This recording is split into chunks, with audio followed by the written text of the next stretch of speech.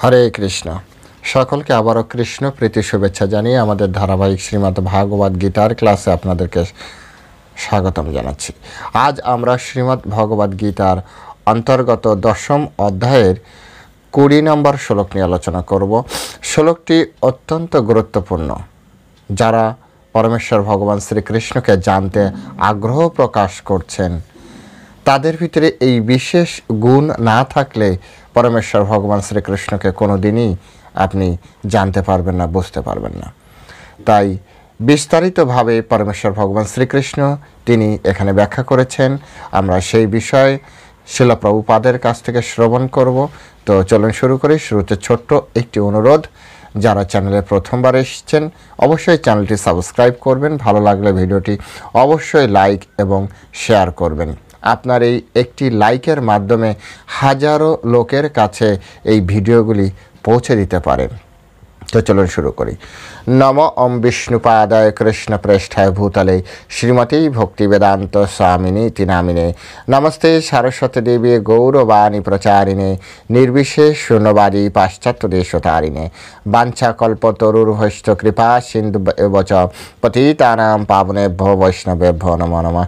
জয় অনন্ত কোটি বৈষ্ণববৃন্দ কি জয়, শিলা প্রভুপাদ কি জয়, নিতাই গৌর সীতানাথ প্রতি প্রমানন্দে হরি বল। হরে কৃষ্ণ কৃষ্ণ কৃষ্ণ হরে হরে, হরে রাম রাম রাম হরে হরে। ওম নমো ভগবতে বাসুদেবায়। ওম নমো ভগবতে বাসুদেবায়। ওম নমো ভগবতে বাসুদেবায়। শ্রীমদ্ ভগবদ গীতা 10ম অধ্যায় বিভূতি যোগ, শ্লোক নাম্বার 20। অহম আত্মা গুড়াকেশ সর্বভূতাশয়স্থিতা অহম আদিশ্চ মধ্যে চ ভূতানাম অন্ত এব চ। অহম আত্মা গুড়াকেশ সর্বভূতাশয়স্থিতা অহম আদিশ্চ মধ্যে চ ভূতানামান্ত এব চ। হরে কৃষ্ণ। এখন আমরা এই সংস্কৃত শ্লোকের শিল প্রভুপাদ কর্তৃক যে বাংলা ভাষানুবাদ দেওয়া হয়েছে সেই অনুবাদ আমরা শ্রবণ করব। অনুবাদ: হে গুড়াকেশ, আমি সমস্ত জীবের হৃদয়ে অবস্থিত পরমাত্মা। আমি সর্বভূতের আদি, মধ্য ও অন্ত। আমি আরেকবার পড়ছি, খুব সরল বাংলায় বলা হয়েছে, হে গুড়াকেশ, আমি সমস্ত জীবের অন্তরে অবস্থিত পরমাত্মা। আমি সর্বভূতের আদি, মধ্য ও অন্ত। হরে কৃষ্ণ। জয় শিলা প্রভুপাদ কি জয়। এখন আমরা প্রভুপাদ কর্তৃক এই সংস্কৃত শ্লোকের উপরে যে ভাষ্য প্রদান করা হয়েছে সেই ভাষ্যের আলোকে আমরা এই শ্লোকটি হৃদয়ঙ্গম করার চেষ্টা করব। তো অত্যন্ত মনোযোগ দিয়ে শ্রদ্ধার সহিত আপনারা প্রত্যেকে শ্রবণ করবেন। এখানে প্রথমেই বলা হচ্ছে অহম আত্মা গুড়াকেশ। এখানে পরমেশ্বর ভগবান শ্রীকৃষ্ণ তিনি অর্জুনকে গুড়াকেশ নামে সম্বোধন করেছেন। গুড়াকেশ মানে কি, এটি আমরা প্রথম অধ্যায় প্রথম যখন এই গুড়াকেশ শব্দটি প্রয়োগ হয়েছিল সেইখানে আমরা বলে এসেছি। তাই আপনারা যারা প্রথম এসছেন বা প্রথম শুনছেন আজ চ্যানেলে, তো তাদের জন্য আমি আরেকবার বলছি, গুড়া মানে হচ্ছে অন্ধকার বা তামস গুণ, তমগুণ যেটাকে বলা হয়, তমসাচ্ছন্নতা বা অন্ধকারাচ্ছন্নতা। গুড়াকা মানে নিদ্রা, নিদ্রা। ঈশ্বর মানে হচ্ছে যিনি এই নিদ্রাকে জয় করেছেন, ঈশ্বর। অর্থাৎ নিদ্রাকে যিনি জয় করেছেন অথবা অন্ধকারকে যিনি জয় করেছেন তিনি হচ্ছেন গুড়াকেশ। অর্থাৎ তমগুণকে বা হৃদয়ের অন্ধকারাচ্ছন্ন বা অজ্ঞানতাকে, অন্ধকারের আরেক নামই হচ্ছে অজ্ঞানতা, তো যিনি অজ্ঞানতাকে জয় করতে পেরেছেন তিনি হচ্ছেন গুড়াকেশ। তো এখানে পরমেশ্বর ভগবান প্রথমেই তিনি কি বললেন, অর্জুনকে সম্বোধন করলেন গুড়াকেশ নামে। বাস্তবে আপনি যদি দেখেন, প্রায় শ্লোকে অর্জুন যখন কথা বলেন তখন পরমেশ্বর ভগবানের অনন্ত নাম আছে, কিন্তু এক একটি নামে এক একটি শ্লোক শুরু হয়। এবং সেই শ্লোক যদি আপনি অত্যন্ত গভীরতার সহিত বিচার বিশ্লেষণ করতে পারেন, দেখবেন ওই নামের সাথে ওই শ্লোকের কোনো না কোনো একটি গভীর সম্পর্ক বিদ্যমান আছে। নাম অনুযায়ী ওই শ্লোক কাজ করছে। ঠিক একইভাবে এখানেও পরমেশ্বর ভগবান শ্রীকৃষ্ণ তিনি অর্জুনকে তার বিভূতি সম্পর্কে যখন বলতে শুরু করেছেন, প্রথমে অর্জুনকে বললেন গুড়াকেশ, অহম আত্মা গুড়াকেশ, হে গুড়াকেশ, হে অর্জুন।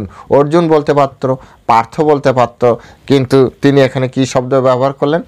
গুড়াকেশ। অর্থাৎ যদি আমরা অজ্ঞানতার থেকে আমরা না বেরোতে পারি, যদি আমরা তামসিক গুণ থেকে না বেরোতে পারি, অর্থাৎ তমগুণে বা হৃদয়ের অন্ধকারাচ্ছন্ন অবস্থায় এই যে কৃষ্ণের বিভূতি, এ সম্পর্কে কেউ বুঝতে পারবে না। এটি প্রথমে আমাদেরকে একটি বুঝতে হবে। প্রথমে নাম থেকে আপনি এটি বোঝার চেষ্টা করুন। প্রথমে এখানে বলা হচ্ছে যে অহম আত্মা গুড়াকেশ। প্রথমে আপনাকে হতে হবে গুড়াকেশ হতে হবে, নিদ্রাকে জয় করতে হবে, অন্ধকারাচ্ছন্নকে জয় করতে হবে, তমগুণকে জয় করতে হবে। তারপরে আপনি এই যে পরমেশ্বর ভগবান বললেন যে আমি সমস্ত জীবের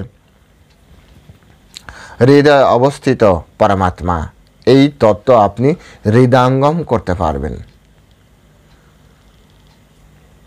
যতক্ষণ পর্যন্ত না আমাদের হৃদয় অন্ধকারাচ্ছন্নতা থেকে আলোকময়ী জ্ঞানের আলোয় আলোকিত না হচ্ছে, ততক্ষণ পর্যন্ত আমরা কোনোভাবেই কৃষ্ণের এই পরমাত্মা তত্ত্ব হৃদয়ঙ্গম করতে পারবো না।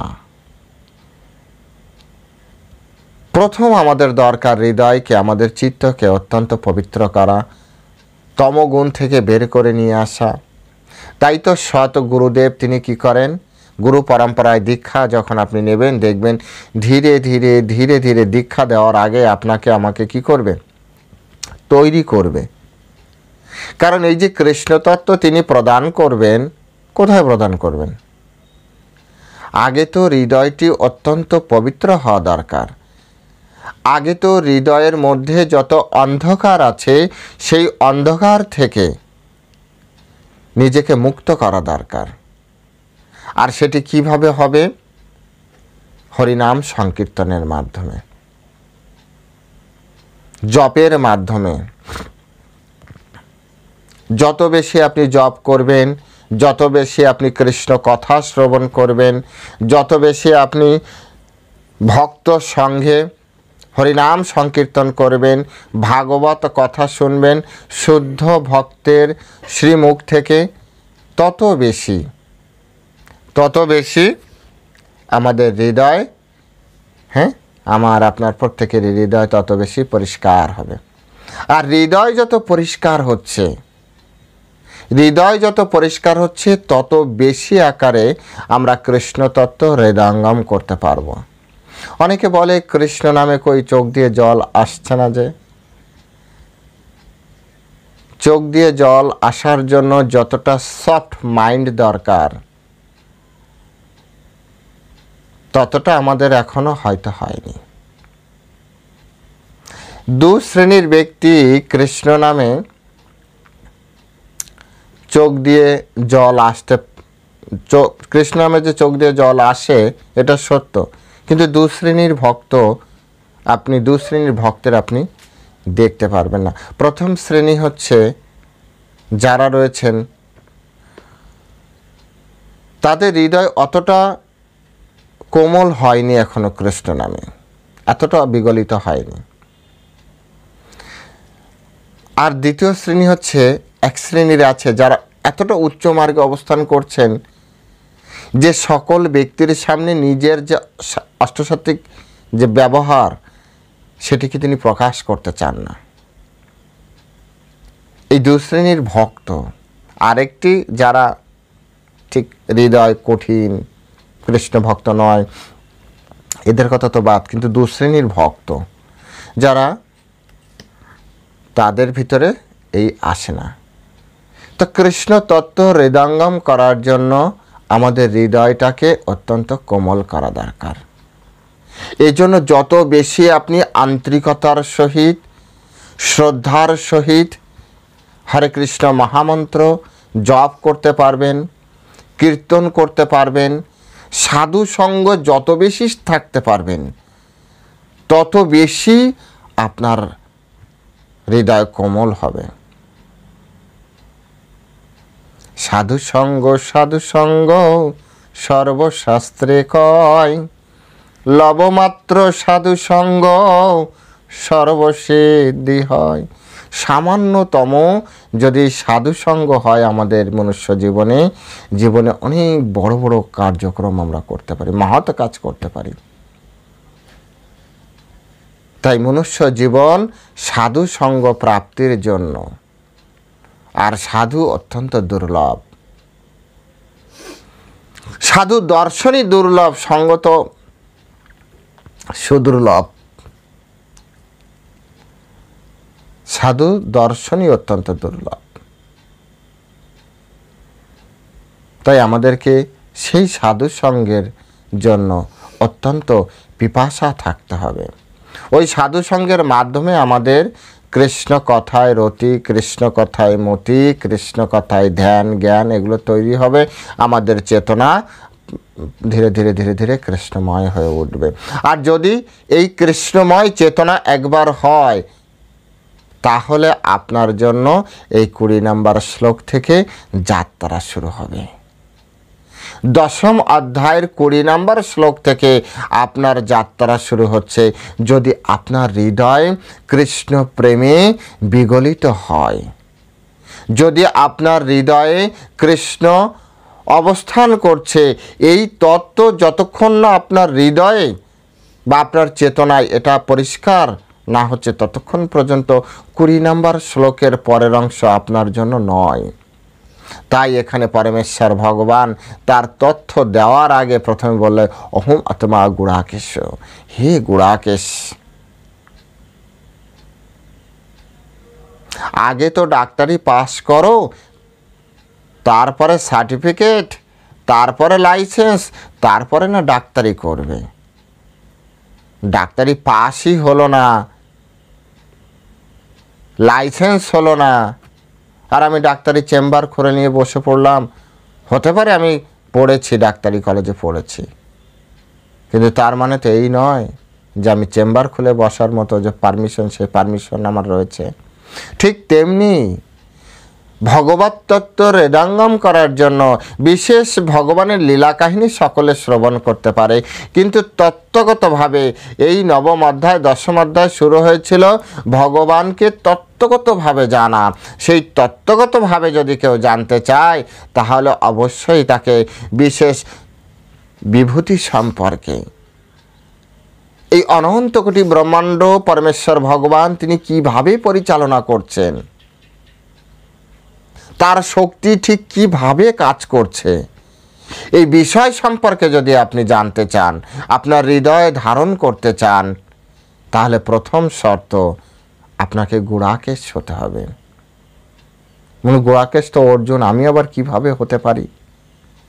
তো গুড়াকেশের পদাঙ্ক অনুসরণ করে তার যে ভাব, তার যে গুণ, সেই ওনার আবার অনন্ত গুণ, সবগুলো কি পারবো না? যতটা গুণ ধারণ করলে কৃষ্ণের সাথে আমাদের সম্পর্ক তৈরি হতে পারে, সেই গুণগুলি আমাদের অবশ্যই ধারণ করতে হবে। সেই গুণগুলি আপনার আমার অবশ্যই ধারণ করতে হবে।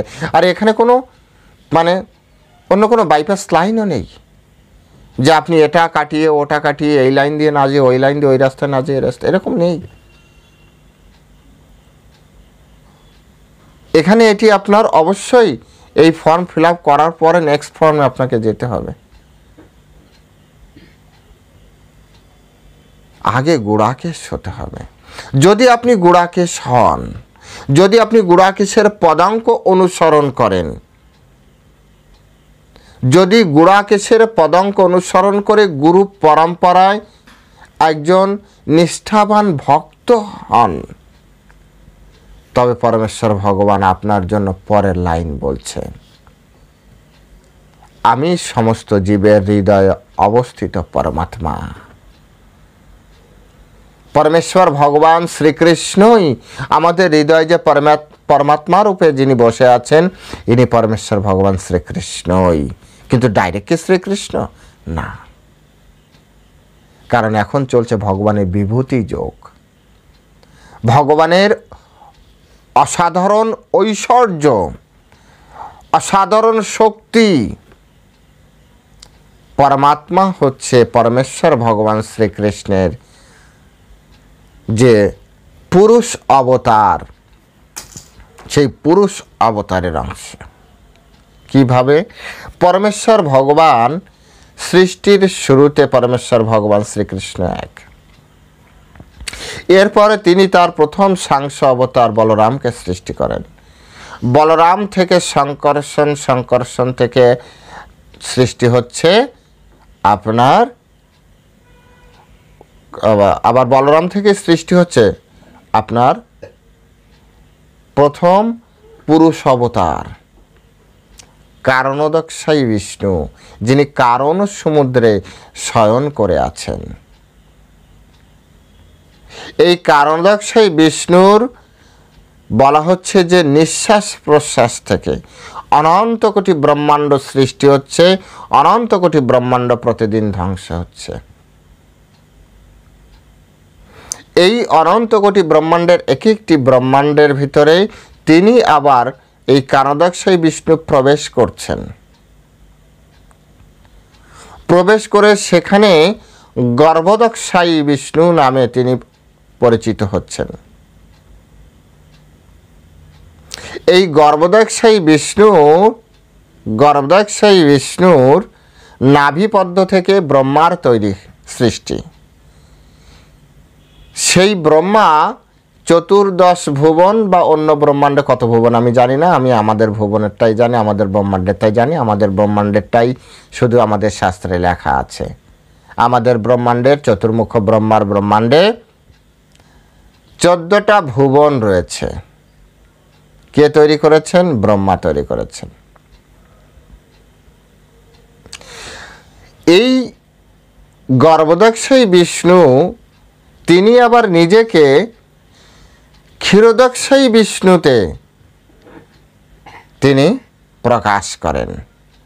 এই তিনজনকে বলা হয় পুরুষ অবতার। কৃষ্ণের সাংস অবতার, পুরুষ অবতার।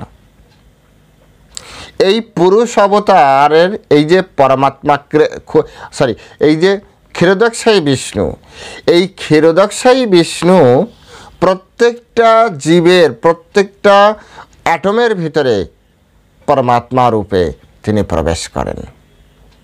এই হচ্ছে পরমাত্মা। এই কথাটি হচ্ছেন কৃষ্ণ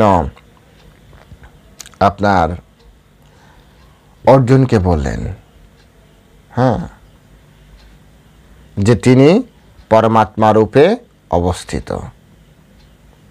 যদিও কি বলে ডাইরেক্ট নয়, কিন্তু আবার তিনি ভেদ করা যায় না, আবার অভেদ তেমনও নয়। এটাকেই চৈতন্য মহাপ্রভুর ভাষায় বলা হয় অচিন্ত ভেদাভেদ তত্ত্ব।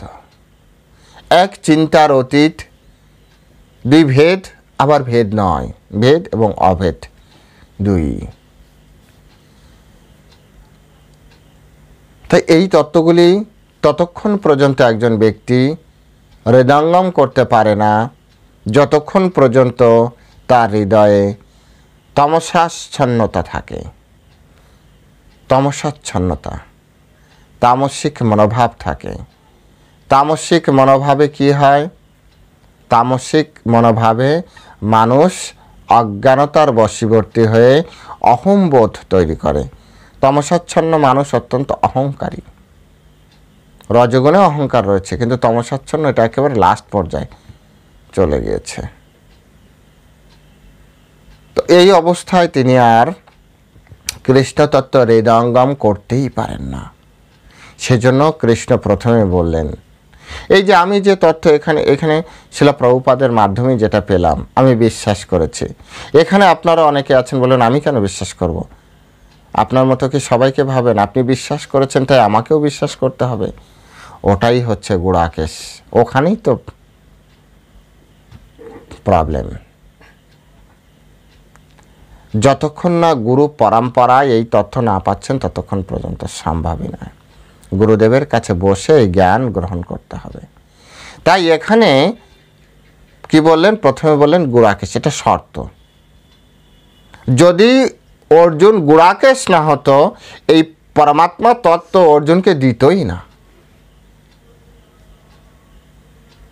অর্জুনকে দেওয়াই সম্ভব হতো না যদি না এ গুড়াকেশ হতো। ওই বলেছিল অহম সর্বস্ব প্রভুমাত্র সর্বম প্রবর্তত ব্যাস, তারপরে সব কিছু, হ্যাঁ, মাঝখানে এত কিছু না বলে পরের অধ্যায় চলে যেত বা অন্য কোনো কিছু বলতে শুরু করত। কিন্তু কৃষ্ণ জানেন যে এই স্টুডেন্ট অনেক নিতে পারবে। যেহেতু স্টুডেন্ট নিতে পারবে, তাই তাকে অধিক থেকে অধিক টিচার প্রদান করছেন।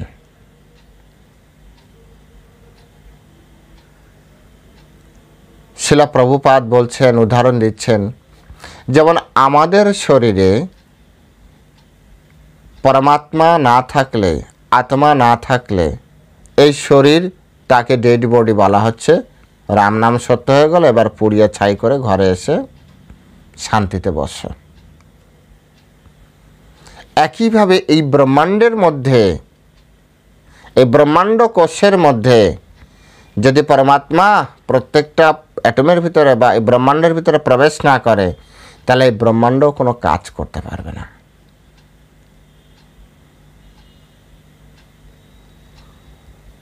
একটা বায়ু পর্যন্ত চলতে পারবে না,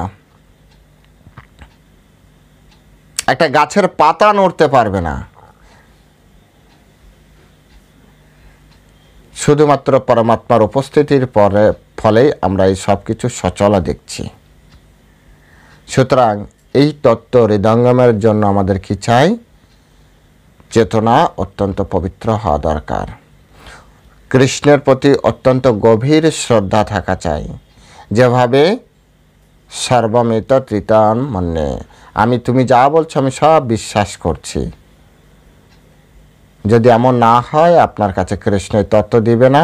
আর এই কারণে গীতা কিন্তু সর্বত্র রয়েছে, বাজারে রয়েছে, ঘরে রয়েছে, পড়ছেও, তথাপি কৃষ্ণ সম্পর্কে বুঝতে পারছে না। কারণ কৃষ্ণ যা কিছু বলেছে সব কিছু এরা বিশ্বাস করে না। ফলে কৃষ্ণ কিছু কিছু জ্ঞান তিনি নিজের হাতে রেখে দিয়েছেন। এই একটা শ্লোকই বুঝতে পারে না, রাজবিদ্যা রাজগুজ্জম, এটা অত্যন্ত গোপনীয় জ্ঞান। আর গোপনীয় জ্ঞান আপনি চাইবেন আর পেয়ে যাবেন, এটা কি হয় কখনো বলেন তো? এটা সম্ভব? গোপন জিনিস মানে কি? সেটা লুকানো আছে, খুঁজে বের করতে হবে। আর খুঁজে বের করার জন্য আমার আপনার কি সেই ধরনের যোগ্যতা তো অর্জন করতে হবে নাকি? যোগ্য অযোগ্য এগুলো দরকার নেই, কি ভাবছেন? সেজন্য গুরু পরম্পরায়, গুরুদেবের সান্নিধ্যে, গুরুদেবের আদেশে, কৃষ্ণের সেবার মাধ্যমে আমাদের সমস্ত চেতনা পবিত্র করা দরকার। হরে কৃষ্ণ মহামন্ত্র বেশি বেশি করে কীর্তন করা দরকার। তারপরে পরমেশ্বর ভগবান বলছেন, আমি সর্বভূতের আদি, মধ্য ও অন্ত। পরমেশ্বর ভগবান শ্রীকৃষ্ণ স্বয়ং আদি। ব্রহ্মার কাছে যদি আপনি শোনেন, ব্রহ্ম সেম কথা বলছেন, ঈশ্বরঃ পরম কৃষ্ণ সচ্চিদানন্দ বিগ্রহ অনাদিরাদি গোবিন্দ সর্বকারণ কারণাম। অনাদির আদি গোবিন্দ, অনাদির আদি কৃষ্ণ এখন বলছে, হ্যাঁ, আমি হচ্ছি সমস্ত ভূতের আদি। অর্থাৎ ভূত মানে জীব, ভূত মানে ভূত প্রেত এরকম ভাববেন না। ভূত মানে হচ্ছে জীব। যত জীব আছে সমস্ত জীবের আদি হচ্ছে পরমেশ্বর ভগবান শ্রীকৃষ্ণ। আমাদের ইসকনে একটি বই আছে, শিল প্রভুপাদ লিখেছেন লাইফ কামস ফ্রম লাইফ। বাংলায় এই গ্রন্থটি রয়েছে জীবন আসে জীবন থেকে। জীবন কখনো কেমিক্যাল অ্যাকশন রিয়াকশনের মাধ্যমে আসে না, জীবন জীবন থেকে আসে। এই তত্ত্ব তিনি সায়েন্টিফিক্যালি ওখানে দিয়ে রেখেছেন। যাদের কাছে নেই আপনারা বইটি সংগ্রহ করবেন,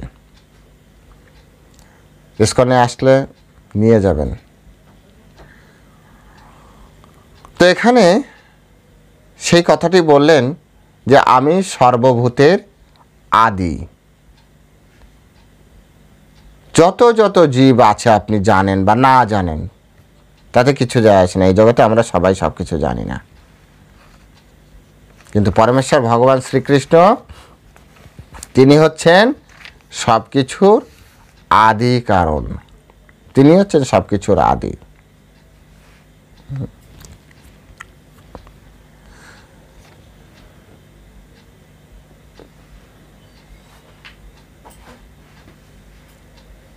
সুতরাং আমাদের প্রত্যেকেরই উচিত পরমেশ্বর ভগবান সম্পর্কে জানার জন্য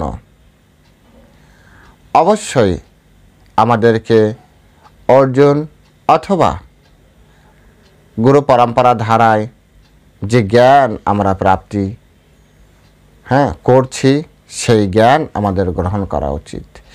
গুরু পরম্পরা ছাড়া আপনি জ্ঞান প্রাপ্তি করতে পারবেন না। আমরা প্রায় বলছি, বারবার বলছি, জ্ঞান গ্রহণে যাদের আকাঙ্ক্ষা আছে অবশ্যই গুরুদেবের সান্নিধ্যে থেকে এই জ্ঞান গ্রহণ করুন। তা না হলে জ্ঞান আপনি প্রাপ্তি করতে পারবেন। আপনি পড়তে পারবেন, জানতে পারবেন, তার্কিক হতে পারবেন, কিন্তু একটা জ্ঞান আছে ভক্তি সমৃদ্ধ জ্ঞান। আপনি অনেক জানেন এবং তার ভিতরে ভক্তি আছে, কৃষ্ণের ভক্তি আছে, কৃষ্ণের প্রেম আছে। সেটি যদি প্রাপ্তি করতে হয় আপনাকে অবশ্যই গুরু পরম্পরার মাধ্যমে শ্রী গুরুদেবের চরণাবৃন্দে বসে এই জ্ঞান গ্রহণ করার অভ্যাস করতে হবে। যতক্ষণ না পর্যন্ত আপনি কৃষ্ণের কাছ থেকে, কৃষ্ণের প্রতিনিধির কাছ থেকে নিজের যোগ্যতা দেখিয়ে অর্থাৎ গুরুদেবকে সন্তুষ্ট না করে তার শ্রীমুখ থেকে এই গীতামৃত না শ্রবণ করছেন, ততক্ষণ পর্যন্ত এর মধ্যে যে বিষয়গুলি আছে সে বিষয়গুলি আপনি বুঝতে পারবেন না। এক হচ্ছে গীতা পড়ে ভক্ত হয়ে যাচ্ছে, আর এক হচ্ছে গীতা পড়ে তার্কিক হচ্ছে। দুজনের ভিতরে কিন্তু কিছু পার্থক্য আছে। এখানে পরমেশ্বর ভগবান এই যে শব্দগুলি ব্যবহার করছে এটা শুধু গুরু পরম্পরার মাধ্যমে আপনি প্রাপ্তি করতে পারবেন। অনেকে বলবে কি এমন একটা নামের পিছনে আপনি পড়েছেন, এত সুন্দর সুন্দর তত্ত্ব আছে, তাছাড়া আপনি নামটা যদি আপনার জীবনে প্রয়োগ না করতে পারেন জ্ঞানটা তো আপনি প্রাপ্তিই করতে পারবেন না। ক্লাস 8 পড়লে 8 ক্লাসের ওই 8টাই হচ্ছে মূল বিষয়। আপনি কতটা জ্ঞান প্রাপ্তি করবেন, 8-এর কতটা জ্ঞান সেটি নির্ভর করছে 8 ক্লাসের উপরে। আপনি যদি এই ক্লাসে না ঢোকেন আপনি 8-এর জ্ঞান পাবেন না। তো গুড়াকেশ হচ্ছে ক্লাস, এই সমগ্র জ্ঞান গুড়াকেশের জন্য। সুতরাং আপনাকে তো এই ক্লাসে উঠতেই হবে। এই জ্ঞান যদি গ্রহণে আপনার আকাঙ্ক্ষা থাকে, কৃষ্ণই হচ্ছে সর্বভূতের মানে কি বলা যায় সবার আদি। আপনি দেখবেন এটি শ্রবণ করার পরেও আপনার ভিতরে দ্বিধা তৈরি হচ্ছে। দ্বিধা তৈরি হচ্ছে মানে আপনি এই ক্লাসের নন। কিচ্ছু বোঝার দরকার নেই। আপনার ভিতরে এই কথা শ্রবণের পরে দ্বিধা তৈরি হয়েছে, দ্বিমত পোষণ করছেন, তার মানে আপনি এই ক্লাসের নন।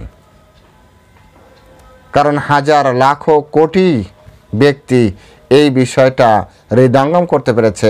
আমি আপনি যখন এই বিষয়টা হৃদয়ঙ্গম করতে পারছি না, বুঝতে হবে আমি এই ক্লাসের যোগ্য নই। সেজন্য জ্ঞান আমার মাথার উপর দিয়ে চলে যাচ্ছে। নিজেকে জাস্টিফাই করা যায় এইসব তথ্যের মাধ্যমে। তারপরে তিনি কি বলছেন, পরমেশ্বর ভগবানই হচ্ছে মধ্য। যা কিছু বর্তমানে দেখছেন তাও কৃষ্ণেরই প্রকাশ। সূর্য কৃষ্ণের সৃষ্টি,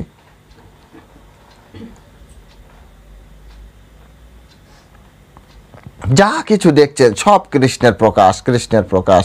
এবং অন্ত, হ্যাঁ অন্ত, অনেকে বলেন প্রভু অন্ত মানে কি? অন্ত মানে তো এই যে মৃত্যু হয়ে গেল, ব্যাস সব শেষ। অন্তেও কৃষ্ণের কাছে, অন্তে কৃষ্ণ। বহুনাম জন্ম নামন্তে জ্ঞানবান মাম প্রপদ্যতে বাসুদেব সর্বম ইতি। সবার শেষে এই কৃষ্ণই গতি। এই জন্য তো যে সম্প্রদায়ের হন না কেন, যে সম্প্রদায়ের হন না কেন, মৃত্যুর পরে হরে কৃষ্ণ মহামন্ত্র কীর্তন করতে করতেই আপনাকে চিতায় নিয়ে যাওয়া হবে, অথবা বল হরি হরি বল আর হরে কৃষ্ণ মহামন্ত্র। এই